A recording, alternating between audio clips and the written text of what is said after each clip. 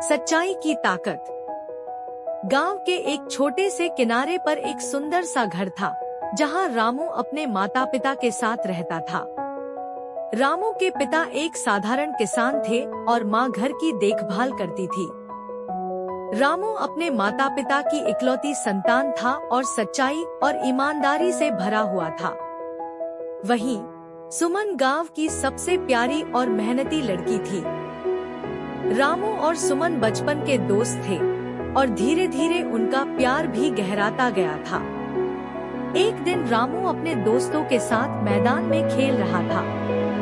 वहीं पास में एक बूढ़ा आदमी एक बेंच पर बैठा था। अचानक जब बूढ़ा आदमी उठा तो उसका बटुआ जमीन पर गिर गई और वह आगे बढ़ गया। रामू देखते हुए बोलता है, अरे उस बूढ़े का बटुआ गिर गया है, मुझे उसे वापस करना चाहिए। रामू बटुआ उठाता है और बूढ़े आदमी के पास दौड़ता है। रामू हांफता हुआ कहता है, दादाजी आपका बटुआ गिर गया था। बूढ़ा आदमी खुश होकर, धन्यवाद बेटा, आज के समय में ऐसे सच्चे लोग कम ही मिलते हैं। भगवान तुम्हारा भला करे। सुमन, जो दूर से यह सब देख रही थी, मुस्कुराती है और सोचती है, रामू सच में एक सच्चा और अच्छा लड़का है। एक दिन गांव के लोग चौराहे पर खड़े होकर रामू की तारीफ करते हुए एक आदमी बोला, रामू ने सच में एक बहुत अच्छा काम किया है। दूसरा आदमी कहता है, हाँ, आजकल ऐसे सच्चे और ईमानदार लोग बहुत कम मिलते हैं। रामू के पिता भी वहाँ मौजूद होते हैं और वह अपने बेटे की तारीफ सुनकर गर्व महसूस करते हैं। रामू के पिता मुस्कुराते हुए कहते हैं, यह सब मैंने उसे सिखाया है। ईमानदारी और सच्चाई हमेशा हमारे साथ होनी चाहिए। सुमन मुस्कुराते हुए रामू से कहती है, तुमने सच में बहुत अच्छा काम किया, मुझे तुम पर गर्व है। रामू शर्माते हुए सुमन को धन्यवाद कहता है। उसी शाम रामू और उसके पिता घर पर बैठे शाम का भोजन कर रहे होते हैं। रामू के पिता उसे सच्चाई और ईमानदारी की महत्ता बताते हुए रामू से कहते हैं, बेटा, सच्चाई की ताकत सबसे बड़ी होती है। ईमानदारी का पालन करने से हमेशा सम्मान मिलता है।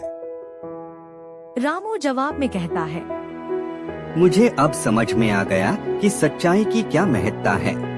इस बीच सुमन रामू के घर आती है और दोनों के बीच प्यार भरी बातें होती हैं। सुमन मुस्कुराते हुए रामू से कहती है, तुम्हारी ईमानदारी और सच्चाई मुझे बहुत अच्छी लगती है रामू। रामू सुमन से मुस्कुराते हुए कहता है, और तुम्हारा साथ मुझे हमेशा प्रेरित करता है सुमन।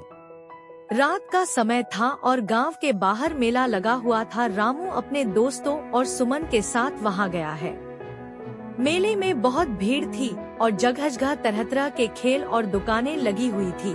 मेले में ही घूमते हुए एक छोटी बच्ची मिलती है, जिसके माता पिता खो जाने की वजह से बहुत परेशान थी। रामू लड़की से कहता है, घबराओ मत, मैं तुम्हें ढूंढने में मदद करूँगा।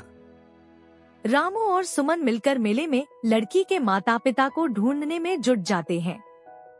थोड़ी देर बाद उन्हें लड़की के माता पिता मिल गए।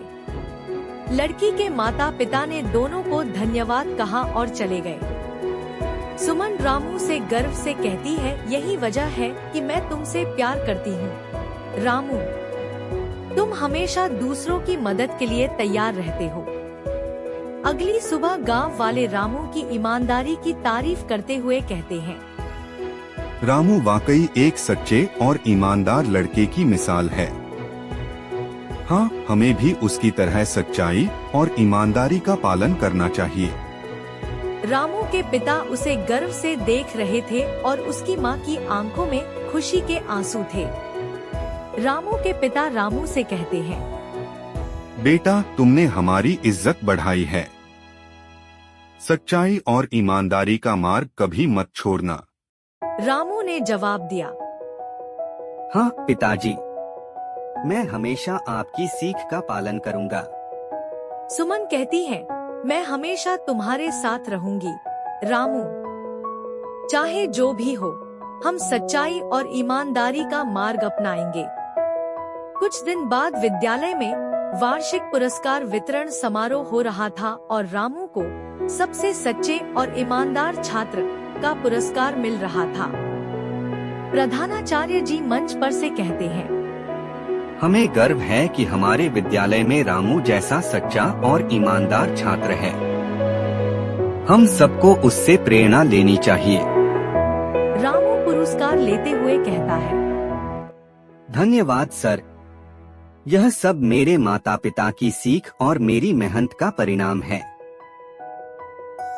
इस तरह रामू की सच्चाई और ईमानदारी की कहानी पूरे गांव में फैल गई और वह सबके लिए एक मिसाल बन गया। इस कहानी से हमें यह सीख मिलती है कि सच्चाई और ईमानदारी सबसे बड़ी ताकत होती है। सच्चाई का मार्ग अपनाने से हमें हमेशा सम्मान मिलता है और लोग हमारी प्रशंसा करते हैं।